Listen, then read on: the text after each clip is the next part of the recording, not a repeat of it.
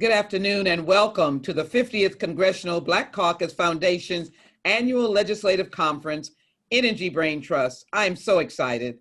I'm Congresswoman Sheila Jackson Lee, representing the 18th District of Houston, Texas, the Congressional District, the energy epicenter of America. Thank you. And we look at energy in many different forms. It is with great pleasure to host the panel discussion entitled Transformation of Electric Power Grid into the Small Grid, the Innovations Closing America's and Africa's Electric Power Grid. America's economy, national security, and every aspect of health, even aspects of the health and safety of our citizens, depend on the reliable delivery of electricity. The electric grid is more than just generation and transmission infrastructure. It is an ecosystem and transmission infrastructure. It is an ecosystem of asset owners, manufacturers, service providers, and of course, the government officials at federal, state, and local levels. It's international. It's all of us working together. With all that in mind, our electric infrastructure is aging. It is aging and it is being pushed to more than it was originally designed to do. It is important for us to be able to modernize that grid and to be able to address it in the most important way that we can. And that is that we have to be smarter and more resilient through the use of cutting-edge technologies, equipment, and controls that communicate and work together to deliver electricity more reliably and efficiently, can generally reduce the frequency and duration of power outages, reduce storm impacts, and restore service faster than outages occur, achieve universal service faster than outages occur, achieve universal electricity access by 2025 with providing 160 GW of new capacity by 2025 of new capacity, 130 million new on-grid connections, and 75 million new off-grid connections. To achieve these goals, it is estimated that the investment needed will range between the United States 60 billion and United States 90 billion per year.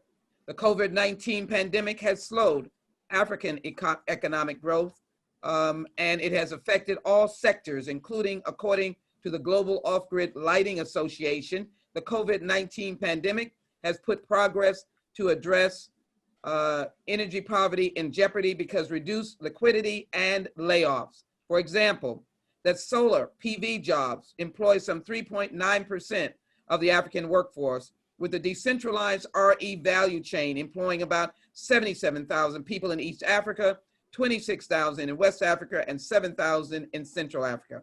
COVID-19 adverse impacts range from declining exports of energy resources to disruptions in the construction of new energy projects. The U.S. remains committed to support efforts to address power poverty and to increase investments in infrastructure and power sector employment.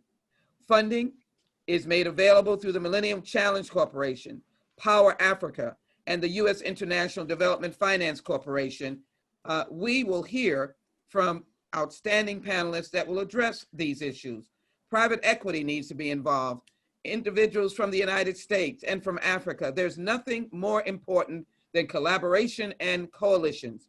As someone who has chaired this Energy Braintrust for more than 2 decades, we have had secretaries of energy, presidents of countries, and leaders in the environment, as well as those who are concerned with new renewables, people from all walks of life. Today, we're excited about hearing from the outstanding panelist experts for the 50th Congressional Black Caucus Foundation Annual Legislative Conference, Energy Braintrust. Thank you. I am so pleased to host our honored distinguished guest, Professor Benedict Oramah, President and Chairman of the African Export-Import Bank, and our panelists, including Mark Carato, Acting Coordinator of the U.S. Power Africa, something that I've had the opportunity to experience traveling to Africa to view Power Africa with President Barack Obama. Ramon Manning, founder and CEO, President, Partners Energy North.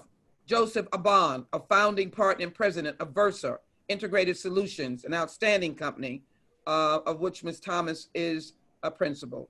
Carla Peterman, Senior Vice President of Strategy and Regulatory Affairs at Southern California Edison, one of the nation's largest electric utilities, looking at many ways to provide a system to be strong. Dr. Cedric Sims, a partner at Booz Allen and Hamilton, and Kambaiz Abderrahmani is a U.S. national security lawyer, a global emerging technology and innovation specialist at Deloitte. Thank you, panelists, for joining us in this historic opportunity. Now it is with esteemed honor and respect that I introduce our very special guest, the Honorable Professor Benedict O. Oramah, President and Chairman of the African Export-Import Bank. Such great work that they are doing. Dr. Oramah also serves as the chairperson of the Africa chapter of the International Factors Group and is on the board of the IFG and the editorial boards of Trade and Forwarding Review and the Journal of African Trade. He is also a member of the Consultative Board on World Cocoa Economy of the International Cocoa Organization. It is now my esteemed pleasure to ask Professor Benedict Oramah, the President and Chairman of the African Export-Import Bank, provide opening remarks as a special guest of the Energy Braintrust of the ALC and its 50th commemoration, and also 2 decades of my chairing the Energy Braintrust. Professor, we're delighted to have you. Thank you very much, Honorable Sheila Johnson-Lee, for inviting me to address this August gathering. It is my pleasure to be here to speak about the opportunities in the power sector of Africa. The continent of Africa has seen tremendous changes in the last few years. These changes have been positive, driven by a young dynamic population and reforms that are ongoing. A continent that was regarded some years ago as a basket case is increasingly transforming into becoming the breadbasket of the world. But that growth is constrained by a significant electricity deficit. Despite a significant abundance of solar energy, wind, hydro, gas, and other sources of energy, about 640 million Africans, that's about 40% of the population, do not have access to electricity. That is the least electrification rate in the world. That is also constraining the continent from unleashing the dynamic power of the youth that abounds across the continent. It is constraining the growth of industries. Although we complain about this challenge, it also represents a tremendous opportunity. According to the World Bank, Africa's projected demand for energy will rise from about 700 tetrawatts today to 2,300 tetrawatts by 2040. McKinsey estimates that by 2040, Africa will need about 835 billion investments in power to be self-sufficient. But where will this money come from? We think that it is not only Africa that should look to seek out where to raise the money. Africa must find partners to support it, to bring the investment that will bring the opportunities that are bound across the continent to it and to the rest of the world. And that is why we are really very happy about the work that the Power Africa is doing in the continent. I'm very pleased that Mr. Karato who is the coordinator of the U.S. Power Africa, is here with us and will be speaking about the tremendous work they are doing in the continent. Distinguished ladies and gentlemen, in search of for reliability and security of electricity, many African countries in the 1990s also entered into regional power pools. We have about 5 regional power pools across Africa, in the East, West, Central, Southern Africa.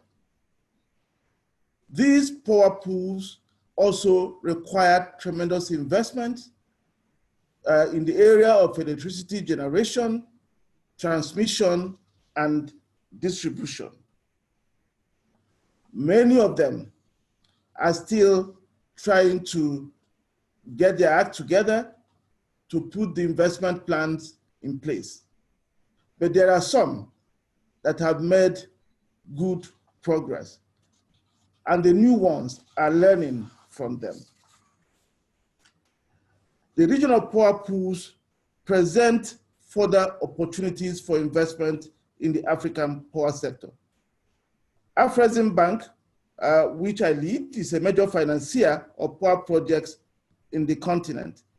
In addition to direct financing, Afreximbank, through its project preparation facility, finances the development of feasibility studies and provision of transaction advisory services that will enable the continent to develop bankable power projects.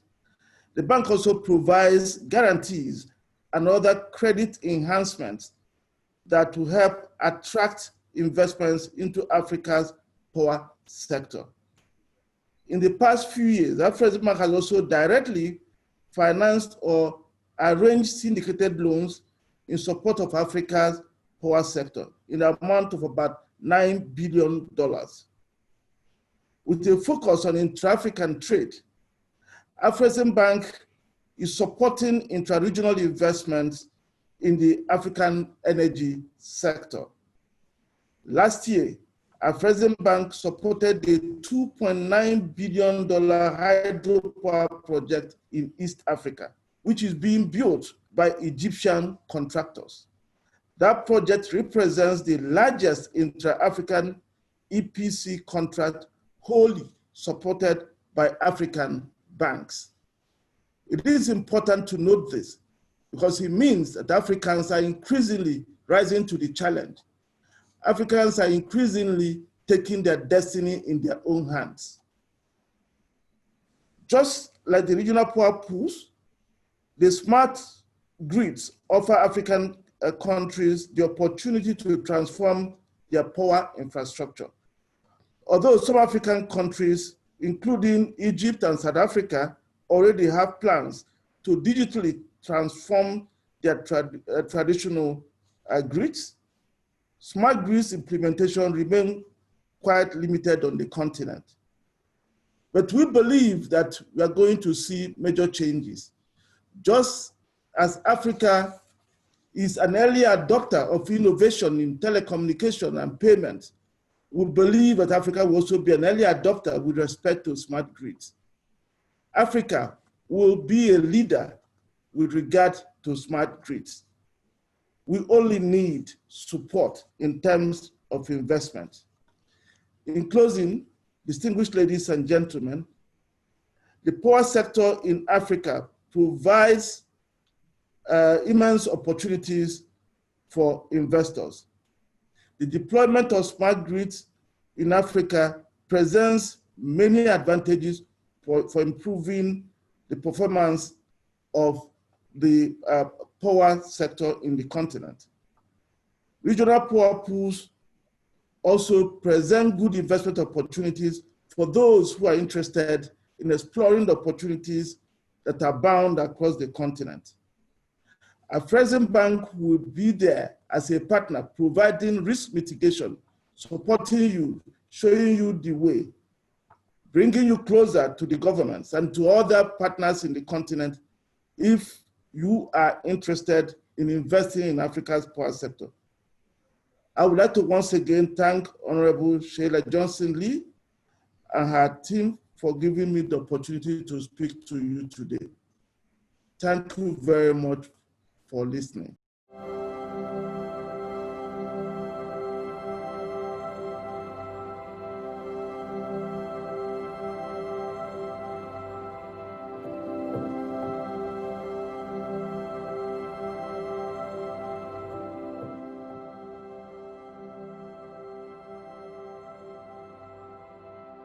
I grew up in the west suburbs of Chicago.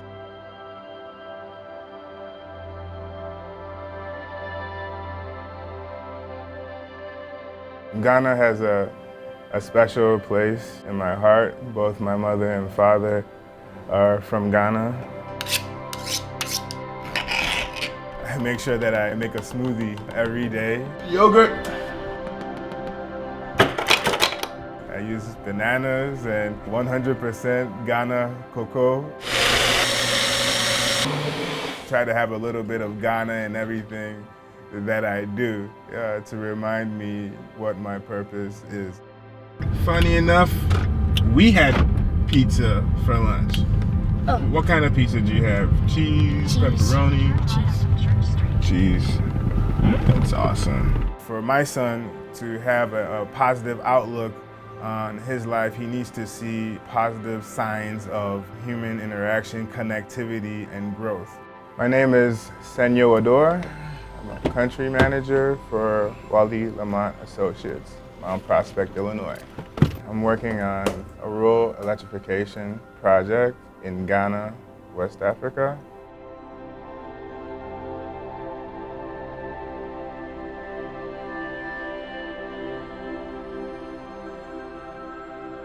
It sometimes tugs at my soul to see, the development woes, because I know what is there in terms of human capital and talent. We want to move past an era of aid. Electricity, when you're talking about a country's development, is the backbone. It's the arteries of the country. As electricity spreads, you're able to start small and medium-sized enterprises, but even on the domestic level, you're able to do common things like wash your clothes, iron, charge your cell phone. Programs like Power Africa, it really brought some interest from U.S. companies in terms of doing work in Africa. This project has been a success in terms of the involvement of U.S. manufacturing plants. You're talking about thousands of jobs created, this wall above 10 states that are being impacted here. So we're getting poles, we're getting cable, we're getting transformers. There's a very high regard for U.S. materials and equipment and workmanship.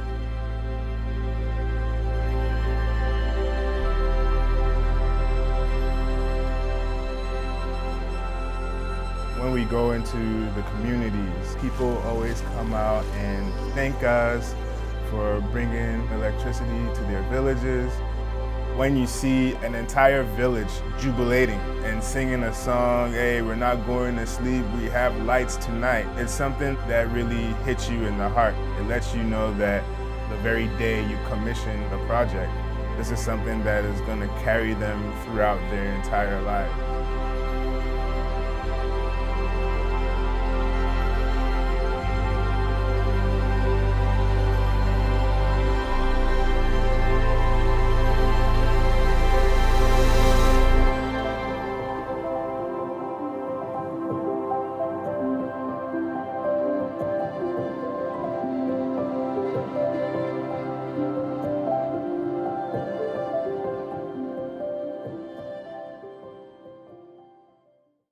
Professor Oromar, I think the USAID video is an appropriate opportunity for me to thank him for his great remarks that emphasize the youth of Africa. It emphasized the importance of Power Africa, and it emphasized the genius of Africa, both as they moved in telecommunications and now as they move toward a well-electric grid. As was cited in the video, we have lights tonight and we will not sleep. And I think this panel is going to show us the continued roadmap. So it is my privilege, as I thanked our first original speaker, Professor Orama, President and Chairman of the African Export-Import Bank, for his very astute words. It is now my privilege to be able to introduce Mark Carato, who is the acting coordinator of U.S. Power Africa, as the keynote speaker. Mark, thank you, first of all. Mark is the acting coordinator of the U.S. government's Power Africa program. Power Africa now is the world's largest partnership for development, with 160 public and private partners who have committed $56 billion to double access to electricity in sub-Saharan Africa. We're delighted to have you, Mark. Thank you very much for joining us today. Well, thank you, Congresswoman Jackson-Lee and the Congressional Black Caucus Foundation. Dr. Orama as well, thank you for the positive shout out there. I'm absolutely honored to be here today to join you to talk about how we're closing the energy gap in sub-Saharan Africa. We're certainly proud of our efforts and proud of what we can accomplish together. As you know, Power Africa leads the U.S. government's U.S. energy policy and programs in sub-Saharan Africa. Coordinated by the U.S. Agency for International Development, or USAID, Power Africa is a partnership across 12 U.S. agencies with a congressional mandate to increase access to electricity for people living in sub-Saharan Africa. Launched in 2013, Power Africa is making a real difference by improving the lives for millions of people in sub-Saharan Africa, where more than 600 million, or more than half of the population, still lack access to electricity. Our goal is to double the number of people who have access to electricity. We're working to achieve this goal by adding 30,000 megawatts of reliable power and connecting 60 million new homes and businesses to electricity by 2030. As it sounds, this is a very ambitious goal, but thanks to the support of the US Congress, the American people, and over 170 Power Africa public and private partners, Power Africa is improving lives and energizing economies by removing the barriers to electricity access, such as financial and regulatory roadblocks that stand in the way of power delivery in sub-Saharan Africa.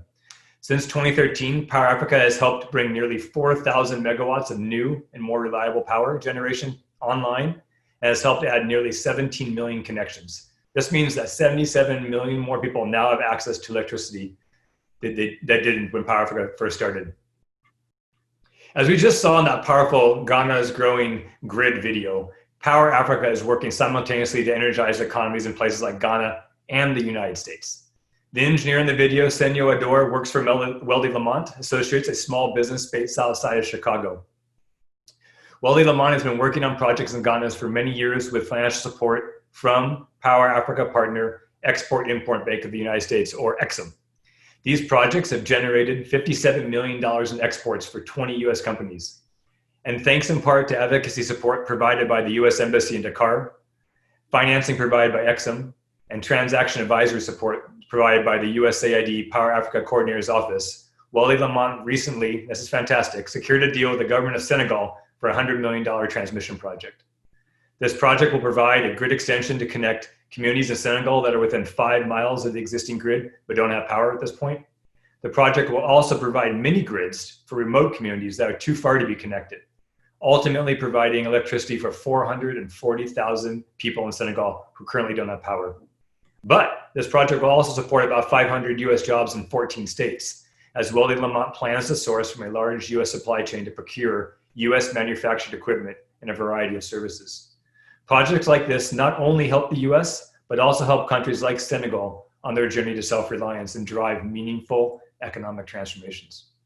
But let me talk for a second about the Power Africa model itself, model of partnership and private sector engagement. As mentioned, as one of the largest public-private partnerships for development, Power Africa has leveraged about $650 million into more than $56 billion of commitments from its 170 partners, all aimed at doubling access to electricity in sub-Saharan Africa.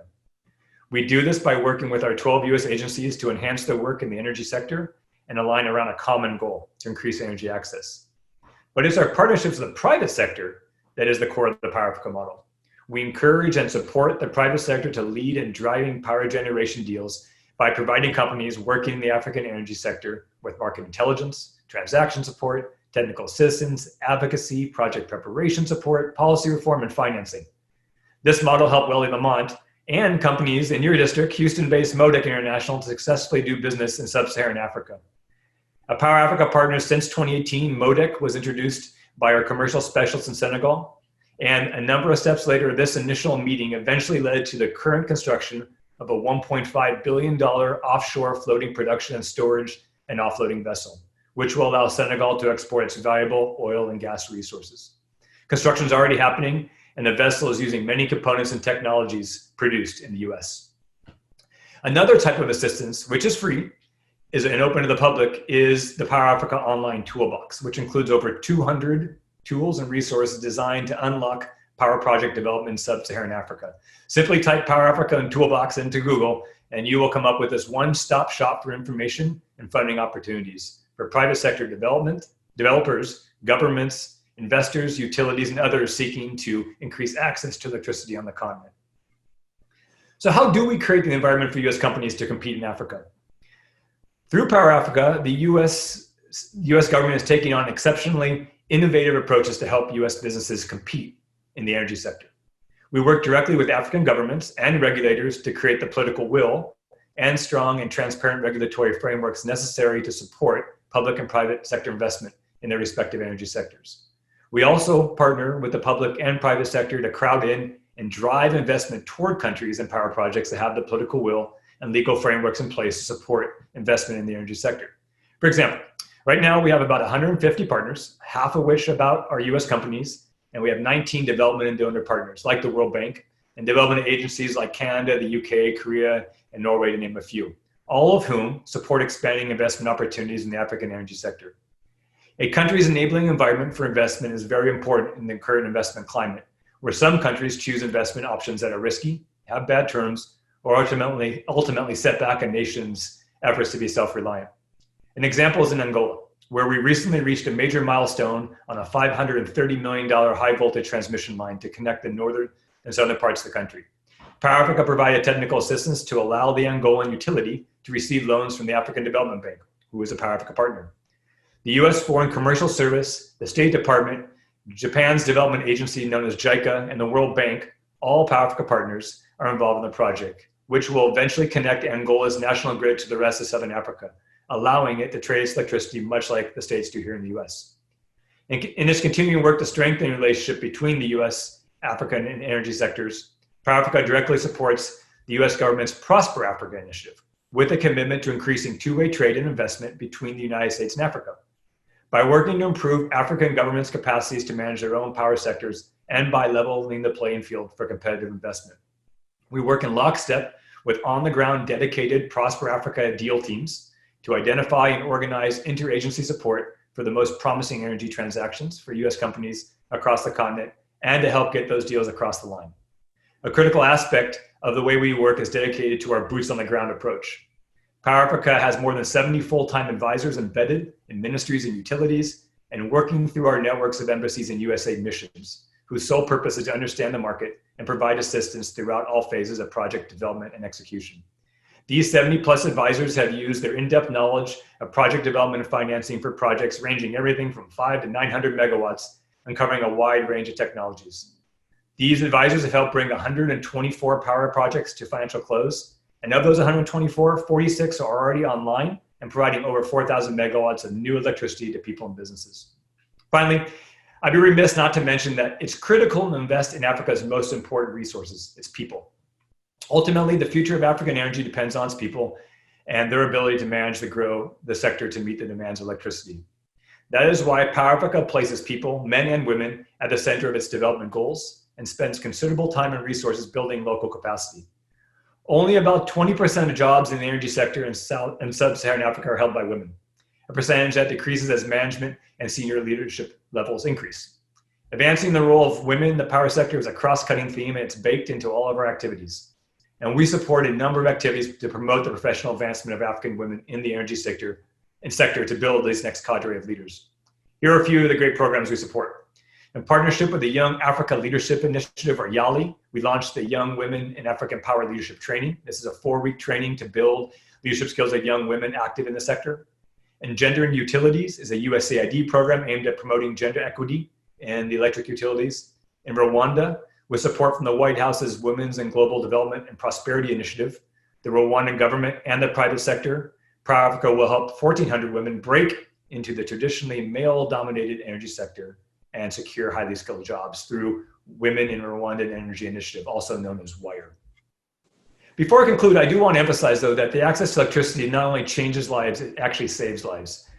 During the global pandemic, electricity is imperative to powering response and recovery efforts. As we know, I think it was mentioned earlier, in sub-Saharan Africa, nearly 60% of all healthcare facilities do not have access to electricity. Power Africa's work before, during, and after the COVID-19 pandemic is critical to helping our partner countries respond to the health crisis and boosting self-reliance for economic recovery. So I want to end on emphasizing the role Power Africa can play in helping US businesses enter the sub-Saharan market in sub-Saharan Africa, and that we provide a variety of support services to unlock and unstick the deals across the continent. Power Africa will continue to build the partnership, bringing in new and innovative partners and leveraging the partners we already have. And I know that by utilizing local human capacity in particular, we will end energy poverty in sub-Saharan Africa during my lifetime. Thanks again to the Congressional Black Caucus Foundation and to the Honorable Sheila Jackson-Lee for this opportunity. I encourage everyone in the audience to please visit our website at usa.gov/Power Africa, and of course to please follow us on social media. We're on all the standard ones: Twitter, Facebook, Medium, et cetera, et cetera. Thank you so very much, and I look forward to a further conversation. Mark, thank you so very much. And I think as the acting coordinator for Power Africa, I can truly say it has a broad reach of which we are very grateful for. I know the YALI program. I was so excited to actually see Power Africa programs and projects that were being done by young Africans on the continent. And I want to remind everyone that we are doing the transformation of electric power grid and smart grid, the innovations closing America's and Africa's electric power grid. And I think that we are ready to take a larger role in making sure that that happens. And we thank Power Africa and, of course, the African Export-Import Bank for being so much a part of it. That's why the next speaker is so important. And that is, of course, my pleasure now to introduce Ramon Manning, who knows about capital and investments. He is the CEO and founder of the Partners Energy North America, a leading power and natural gas supplier. Partners Energy supplies commercial and industrial customers and assists in formulating plans and customizing solutions to manage energy costs and risks in today's deregulated marketplace. I also know that natural gas is one of our cleanest energies, and as well is one of the energies that is quite aware of the emerging renewables as well. Ramon Manning, thank you very much for being here. Thank you, Congresswoman. I want to say how much I really appreciate taking part in this session. And this is a very, very important topic. And I also want to send a big shout out and a big thank you to the Congressional Black Caucus. This is great work. And we have, as we say in Texas, a lot of wood to chop. But I think this is a very important subject with ripe opportunities before us. You know, I would like to, be brief, but I want to touch on something that Professor Benedict talked about early on. As I look at the continent of Africa, I see a tremendous opportunity. Over 600 million people on the continent of Africa have no access to electricity. That is an astounding number. Between now and 2040, the population of sub-Saharan Africa is expected to increase by over 755 million. Electricity generation will have to almost double by 2040 just to keep up. The current lack of infrastructure, which makes for a ripe opportunity, I think sets the environment. In the investment world, we talk about the J curve, and as I look at the continent of Africa, I see the most upside from a return profile. And I'll just kind of close with this. when we think about smart grid and when we think about energy infrastructure, there always has to be somewhat of a feedstock to power that and to feed that and fuel that growth. Africa has no shortage of natural gas, and being a Texas boy, I'm bullish on natural gas, and I think that having that feedstock readily available makes Africa best positioned to be successful. In addition to that, I think most people think about infrastructure from a perspective of, man, it's so big, it's such a tall, hurdle to get over. And I look at Africa with their lack thereof of current infrastructure as a positive. You don't necessarily have to worry about some of the regulatory bodies that we currently have here in the continental US, where we have to deal with multiple regulatory bodies. I think Africa is very, very uniquely positioned. And, Congresswoman, I stand ready to add value and to push this agenda forward. Thank you again for having me. And this is an honor. Thank you so very much for joining us today, and thank you for giving a special insight from your perspective. As I said, we're on a journey in this Energy Brain Trust topic. It's transformational in terms of the electric grid here in the United States and, of course, on the continent of Africa. A wonderful opportunity for partnership. And now I'm very pleased to introduce someone who understands those international partnerships, and that is Joseph Abon, president of Versa Integrated Solutions. Joseph is a founding partner and president of Versa Integrated Solutions. Versa provides technology, platforms, and engineering support to federal and commercial customers in information technology and digital transformation. As a member of the Cybersecurity Subcommittee on Homeland Security, these are issues of great importance to me. One of the fastest growing IT small businesses in North America. Mr. Abon is a Ghanaian-born businessman who lives and works in the United States. And since we're all friendly here, I had a great privilege of attending the University of Ghana at Accra and Kumasi. What a delight, Joseph, to welcome you. Thank you so very much for being here. Good afternoon, everyone. Thank you, Congresswoman Sheila Jackson-Lee, for hosting this event.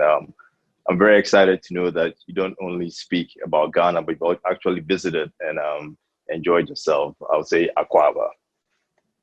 I would like to thank Professor Benedict Orama for his leadership in addressing the most critical issues impacting our sub-Saharan countries as we look to energy. My introduction, I'm Joseph Abon, president of Versa Integrated Solutions, and I helped co-found Versa in 2006. We're a small business IT firm headquarters in Beltsville, Maryland. Our mission has been to deliver innovative solutions in the areas of digital transformation for telecommunications, logistic management, applying artificial intelligence and machine learning, along with software-defined networking to include Internet of Things. Our journey began at the FDA, where we supported the agency migrate the campus as part of the Modernization Act in 1997. This program has placed us in a unique position to be the chief architect for agencies and supporting their infrastructure to modernize them, to prepare them for the future. Today, we have converted 221 sites for FDA, including its headquarters, to service their digital transformation. We've also transformed 45,000 seats at NIH and support their telecommunication and collaboration needs as they look to solve today's COVID-19 outbreak that has changed our lives today. We currently also support the Air Force. So with our background in security and supporting in agencies, we have adopted innovative technology for products and services that we provide. At the heart of it all, my hope is to apply my education as an electrical engineer from Howard University to assist in power systems and manage Ghana and other countries in the sub-Saharan Africa. As someone who grew up in Ghana and experienced the inefficiencies of power distribution, I can personally relate to not having access to electricity all the time. I remember my boarding school days when you had to sacrifice siesta and sometimes afternoon sports in case there was no power that night, just so you can complete your work for the next day. At Versa, we have an employee, Lawrence. He comes from the northern part of Ghana.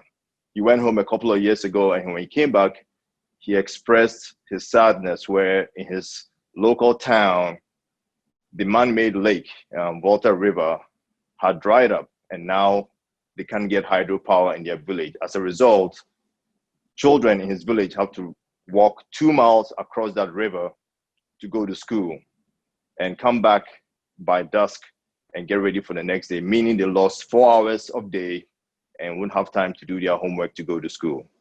Now imagine if these kids had power locally in their own schools, the amount of time they would save just by not having to walk 2 miles to go to school every day and be able to empower themselves, have electricity, the computers, the technology to empower themselves. With this, I believe Power Africa and its partnership will increase electricity distribution to more people so that today's boarding school students can complete their homework every day and every night. Even more profound will be our ability to lay the groundwork for future generations to contribute to their skills and talents to grow a more prosperous and developed Africa.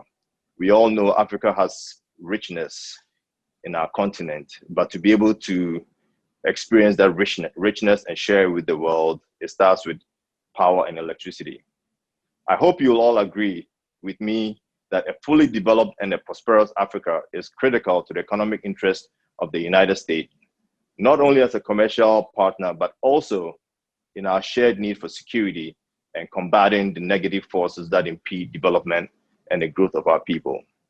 As everyone will agree, this would be a significant opportunity for us to show that Africa can enhance and increase electricity generation capacity, efficiency, and distribute power across smart grids. How do we achieve this? Companies like Versa are building a foundation in Ghana and continue to work with the international organizations and leaders. An example will be a relationship we have established with a retired director from the Volta River Authority, advising us on local policy and understanding the governance of improving power distribution. One of the things he talked about was inefficiencies that has increased the cost of electricity by 30% in Ghana, for example. This ultimately has forced the government to increase tariffs to its consumers. By leveraging a company like Versa and its partners, we can insert smart applications within existing and new infrastructure where Versa can help develop the next generation applications with artificial intelligence and machine learning. This will enable us to track inefficiencies in all sources of electricity, including legacy hydro, thermal power, and wind. What can we do now? I believe with minds and partners like my fellow panel speakers, we can leverage our collective efforts to meet this challenge. We believe with Versa's expertise in innovative technological solutions, we can reduce waste associated with inefficient processing, production, and the distribution of electricity. Versa's application using emerging technologies will offer the ability to monitor grids with smart applications, which will then empower consumers to track and manage their own usage across both residential and commercial points of access. A typical example will be in my home in Ghana, when I go to visit. In the big city, a regular user might generate a certain amount of power, but then if I go to the village to visit my grand folks, as I call them, Pa and Ma, the amount of power they generate might not be as much. But in the absence of not having smart grid, they're all being pushed on an average the same amount of power.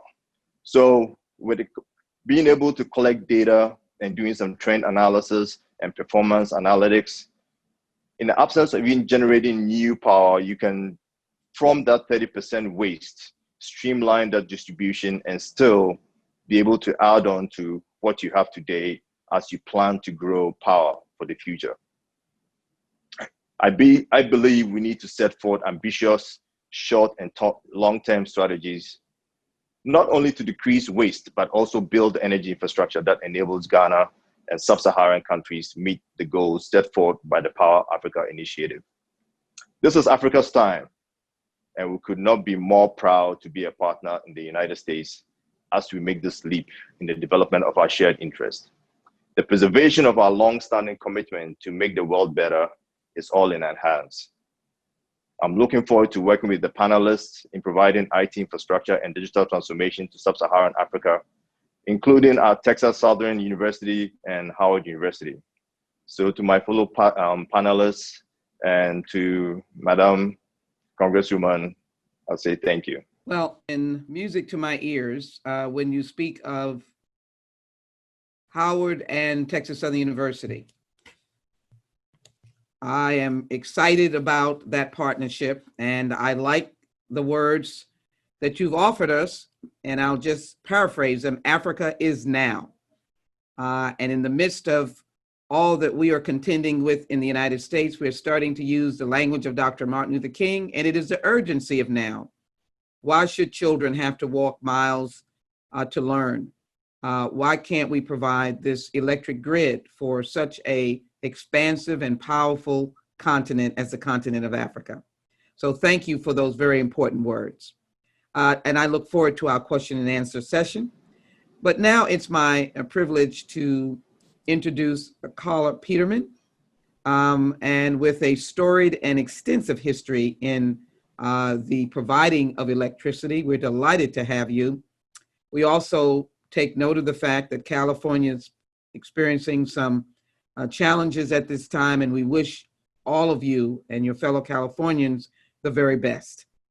Carla Peterman is a Senior Vice President of Strategy and Regulatory Affairs in Southern California, Edison, and one of the nation's largest electric utilities. She's responsible at the national and state levels for the company's regulatory affairs, energy and environmental policy. I like hearing that. Strategic planning and resource and environmental planning and strategy organizations, overseeing regulatory strategy and operations in environmental affairs. And, you know, I think it's very important to take note of the word environmental, because for some reason, many people don't know how much environmental work and concern our companies that deal with the electric grid are engaged in. And so I'm delighted to have you with that kind of background. Thank you, Carla. And we look forward to hearing you at this time. Carla Peterman, thank you. Thank you, Congresswoman, and thank you for your well wishes to those of us in California. Indeed, the wildfires that we're seeing are some of the trends that we are trying to harden our grid to be able to manage. I also want to highlight that I am a Howard University alum, a Bison, and so I was also delighted to hear Joseph's comments. And it's great to follow him because at Southern California Edison, we are investing in many of the technologies and systems that Joseph is talking about. And as we look forward to the future grid, we're following a few trends. And these are trends not just in California, but around the world. One, we're seeing a change in customer needs.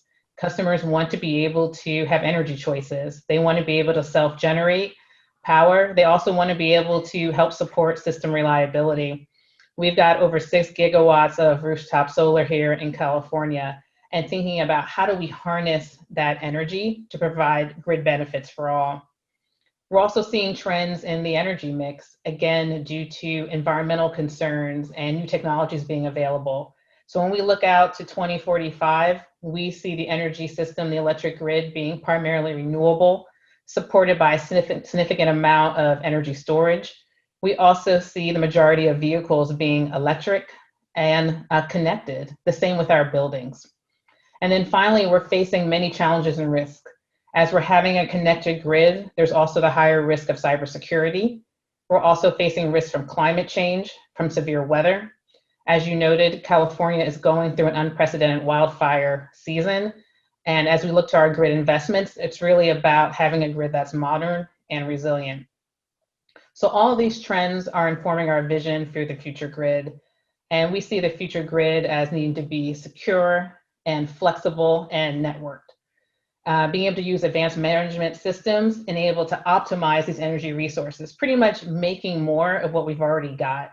That's ultimately going to lead to lower costs for our customers, which is critical because we're seeing the demands for energy increase. You've heard from the other panelists, the increasing demand for electricity in Africa. And so how do you deliver that at a lower cost? So as I noted, we're incorporating several of the technologies that Joseph mentioned. For grid modernization, really focused on automation and high-speed communications and new technology platforms. We also are providing a lot of information to energy developers so they can see the conditions of our grid and see where it makes sense to invest in distributed technologies. For grid resiliency, we're focusing again on hardening our grid against extreme weather. So in California, we're putting insulation around our electric wires, for example, covered conductor, in order to reduce wildfire risk. We're also increasing our advanced monitoring systems, so using more sensors on the grid, cameras, again, being able to detect real problems on the grid before they bloom into bigger issues. And then we're also still investing in physical security, for example, walls around our transformers in order to protect the most vital equipment.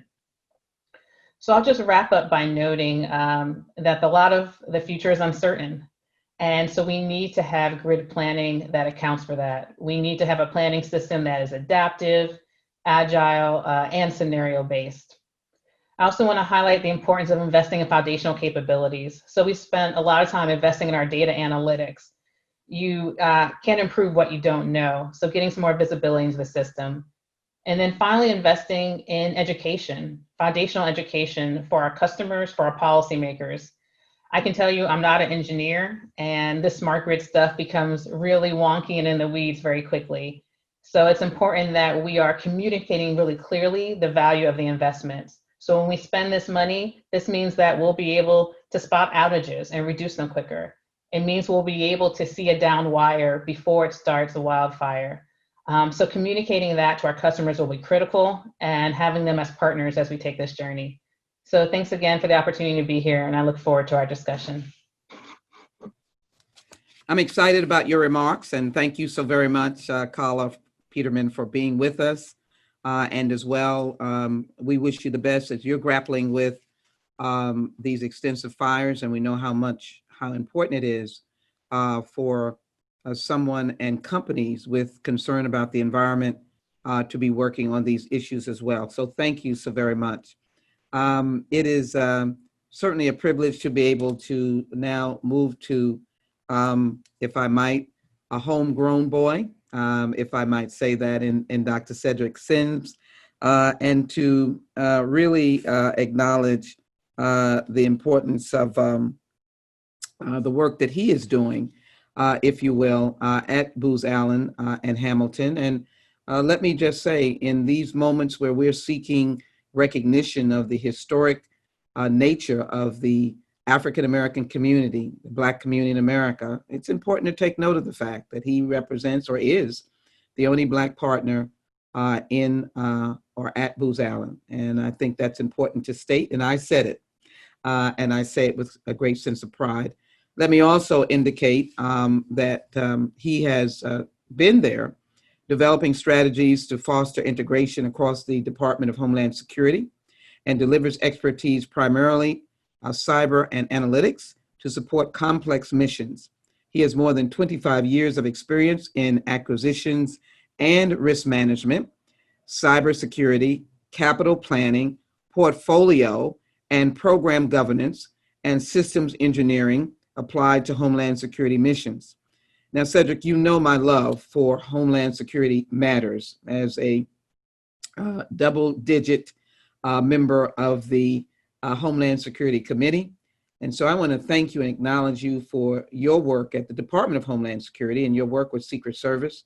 All of those aspects of Homeland Security I've worked with, and now I sit on the Cybersecurity Committee and the Subcommittee on Intel. So we won't take up the time talking about Homeland Security, but I'm certainly pleased with your work and as well look forward to your engaging in the work that we're trying to do here today, which is transforming that electric grid in America and in Africa. Thank you, Dr. Sims.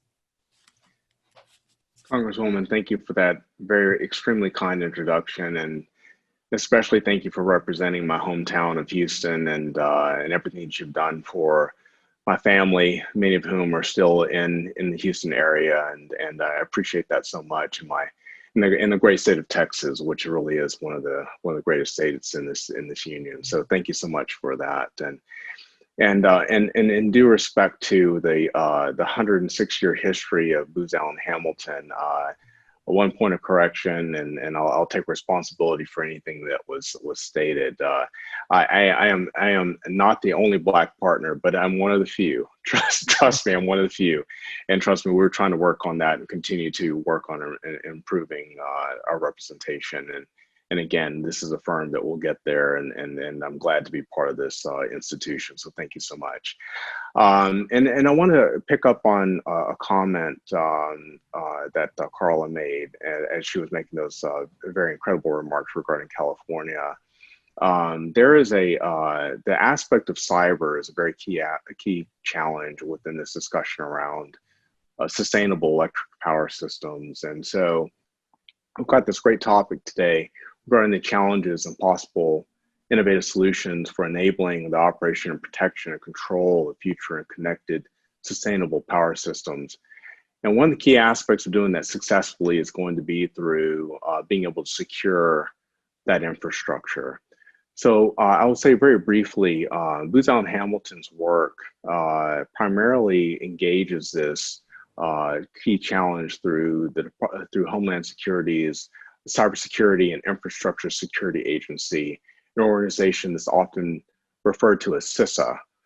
It in and of itself is not specifically focused on energy, but it is focused on many aspects of very critical infrastructure that supports and delivers the things that are so connected and responsible for the welfare of our lives. And what we do in support of CISA is in fact very much an aspect of the sort of capabilities that need to be considered as Africa begins to institute and implement some of the most aggressive and progressive implementations of power across that great country. So what I would offer to you is a few different things. We support CISA in a number of different ways, specifically through a few different things I want to highlight. Stakeholder engagement. One aspect of making sure this happens well is to have effective communication. We support CISA through information sharing and coordination through councils and committees, of which even this dialogue is a key aspect of furthering that kind of dialogue. And it really is to help understand where there are risks within and across these sectors, and to be able to plan and respond for incidents that actually happen across these sectors. Another key aspect that we do is we support CISA's role as a sector-specific agency for communications. And that's important because one of the key priorities within this is to understand emerging technologies that actually enable these sorts of needs to deploy and implement the latest in terms of smart grids and energy. 5G will enable that. And so making advancements in this area will also support and require greater bandwidth and the capability to be able to connect sensors that will be across the grid in so many different ways, and even smart devices that will be part of an Internet of Things. And ultra low latency is absolutely necessary for highly reliable and critical communications for a smart grid. But in order to make that happen, there need to be effective communications and engagements across these initiatives. And that is a large part of making sure that we can enhance and deliver the cyber resilience of the critical infrastructure, especially because it is necessary on behalf of the owners and operators of these systems. For decades, in terms of operations, we supported conducting critical infrastructure dependency analysis. And a lot of this is to understand how is it that as we increase the resiliency of these systems, how do they function and interact with each other in order to deliver the nation's most critical operations? Certainly we do that on behalf of the United States, but this is certainly a key aspect of something that will enable and further what we're trying to achieve and what we're discussing today with Africa. As we've explored infrastructure trends that will improve our understanding of these risks, we also need to understand the strains that are on the electrical supply that have real effects on critical infrastructure industries such as financial services. In the video that you watched earlier, there was a mention of the welfare of families, but it's also the welfare of the businesses of those families that rely upon in key metropolitan areas and developing areas where these facilities are located, and a resilient electrical grid is going to be key to success in those areas. So we need to ponder a few things. How do we best drive innovation? How do we leverage regulation? How do we look at coordination, cooperation as a key aspect of success between public and private sectors? What issues are surrounding the supply chain? Right now, there's a lot of discussion about communications in the advent of 5G, but are there equivalent energy sector supply chain concerns that we need to look at regarding equipment suppliers, system suppliers, vendors? What are the benefits to citizens? In the communication sector, we want to look at higher bandwidth and new services. In a smart grid, we're looking at the exact same sort of thing. How do we craft policies and rules to ensure that access and benefits accrue to all the citizens of Africa? And are we considering sustainability issues given climate change? What are distributed devices? Are they secure? What is the capacity to mitigate risk in the growing cyber threats that are coming at all of these aspects of infrastructure upon which we rely? So I want to thank you again for this opportunity to participate in this discussion. Thank you, Congresswoman Sheila Jackson-Lee. And I also want to thank Professor Benedict Orman for all of your comments also too that opened us well in this conversation. Over to you. Dr. Sims, thank you so very much for pointing out not only problems, but solutions. And that's why we're here today, because I hope that as we're being viewed, we are transformational, both in terms of the United States and Africa as relates to energy. And so that leads me to my next guest, who I'm excited about. Maybe he'll tell us about Pepper. Pepper was en route to Texas, but COVID-19 unfortunately stood up, if you will. But Pepper still has an extended invitation to come. We had a wonderful session just about a year ago on technology. So it's my pleasure. Kambiz Abdul Rahimi is a United States national security lawyer, a global emerging technology and innovation strategist, and he's at Deloitte, and we're delighted to have him at this time. Welcome. Thank you so very much. Good to see you again. Good to see you too, Congresswoman. Thank you so much. I want to thank the Congressional Black Caucus Foundation, my dear friend, Shashrina Thomas, for putting this forum together, the Honorable President Benedict Orama, and our esteemed hosts and our country's champion for entrepreneurship, innovation, diversity, equality, and inclusion, and for authentic leadership, the Honorable Congresswoman Sheila Jackson-Lee. The City of Houston, my home state of Texas, and the people of this country are very fortunate to have you as one of our leaders, and I want you to know that. For those of you just tuned in, my name is Kambiz Abdul Rahimi, and I cover emerging technology at Deloitte. As part of my job, I work with public and private sector organizations in the US and countries around the world, helping them drive the strategy, design, and implementation of innovative solutions to solve some of those challenges that we've talked about with emerging technologies, including artificial intelligence, 5G, and blockchain. I'm very honored to join today's session, since bridging the electricity gap in the US and in Africa has been a long priority of mine. Our engagement with Africa has been a priority for us at Deloitte, both in the US and for our global practice. We believe that innovation by businesses, large and small, can play a central role in closing the electricity gap. Africa's shortage of electric power is one of the greatest challenges, and the push to electrify the continent provides inspiring examples of innovative solutions. But yet, again, we see unreliable, insufficient, and costly power generation and distribution across Africa, which has arguably been the Achilles heel to higher and more inclusive growth and socioeconomic development throughout the region. Some businesses might see these challenges as reasons to avoid Africa, but many are doing the opposite, including companies like ours and everyone here in today's session that are shaping innovations to help power Africa. You've heard about several U.S. government-backed initiatives that are creating opportunities for the private sector to engage and help sort of bring, bridge that divide.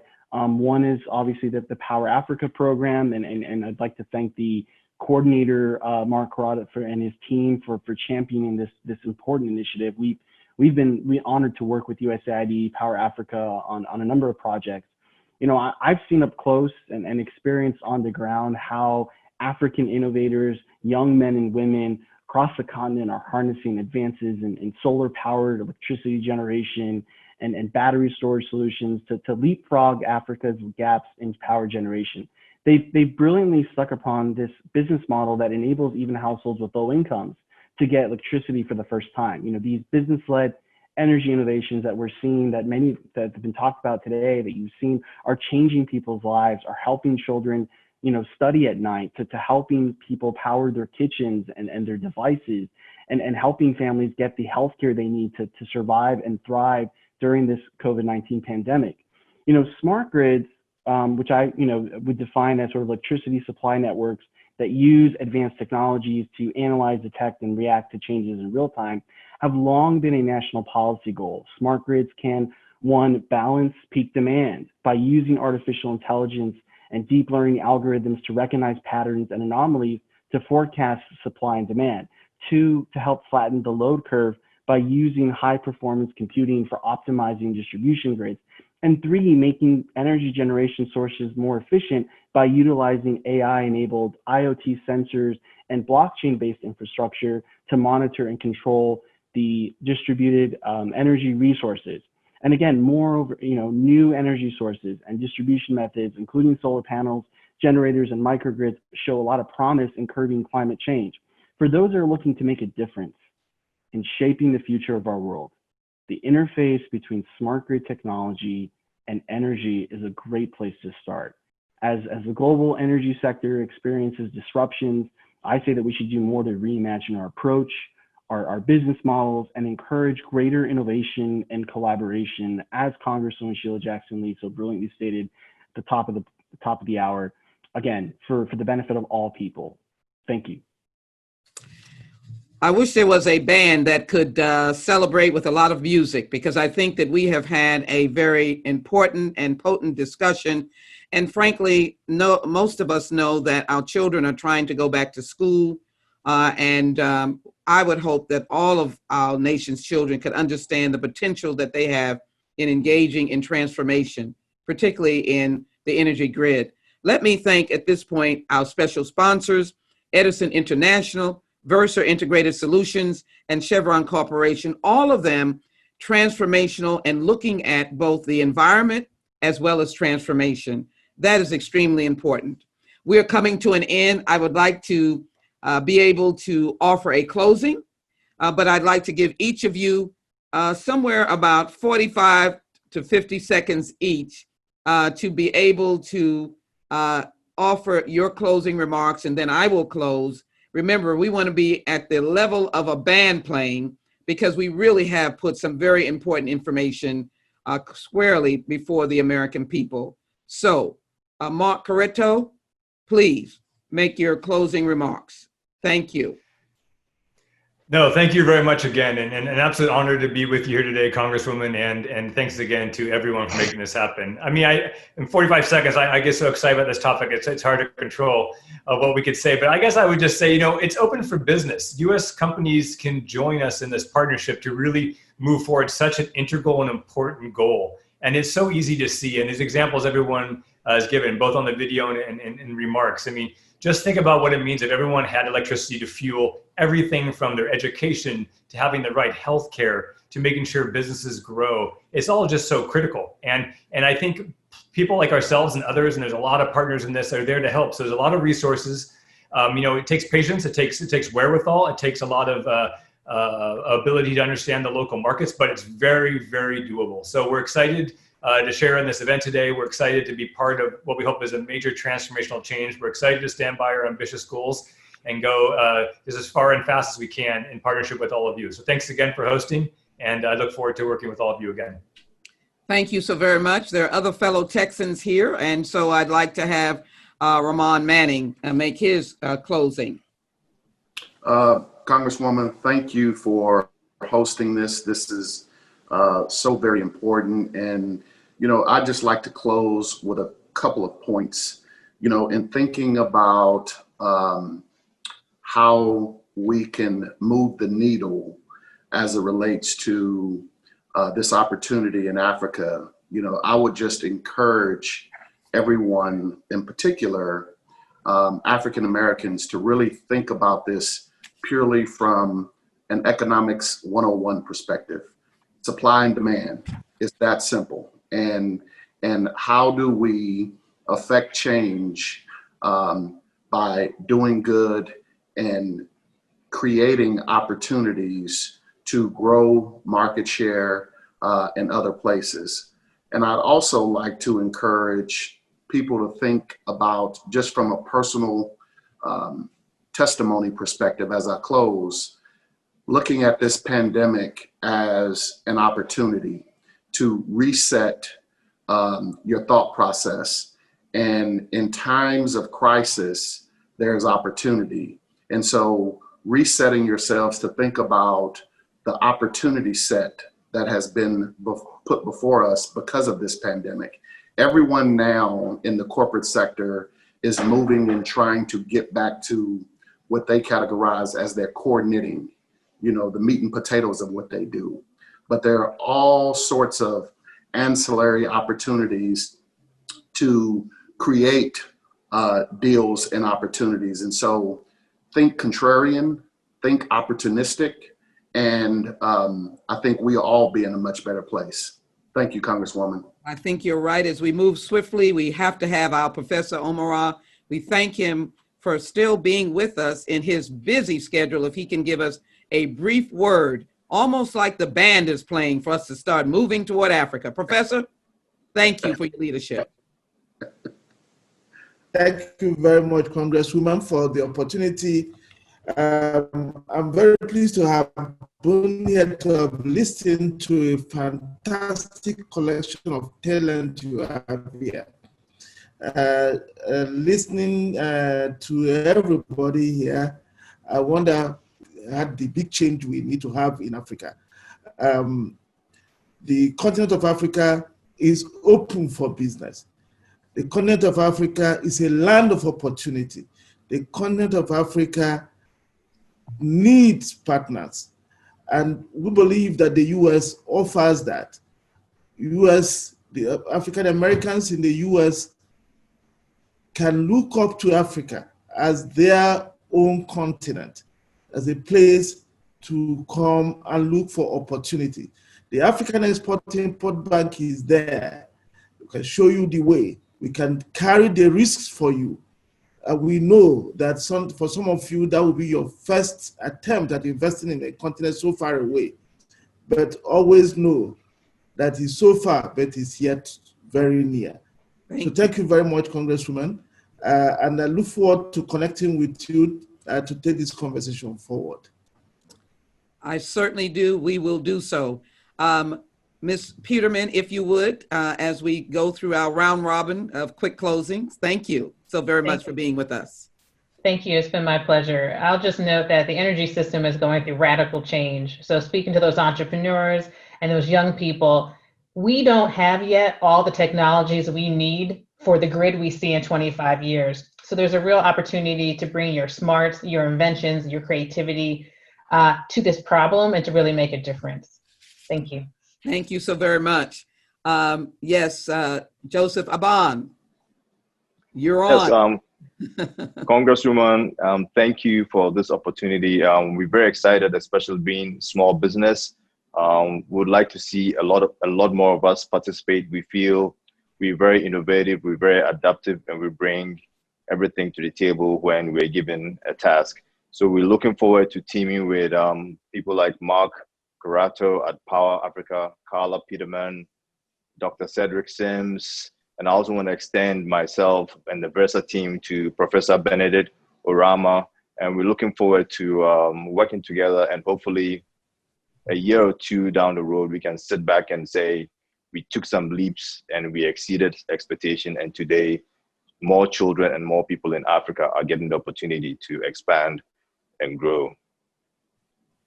Well, I will tell you what you did. You just lifted up the ban for small businesses across America. We look forward to working with them. Dr. Sims, on our round robin, you're on. Thank you so much. Thank you, Congresswoman. Thank you so much for this. And my fellow panelists, appreciate the opportunity.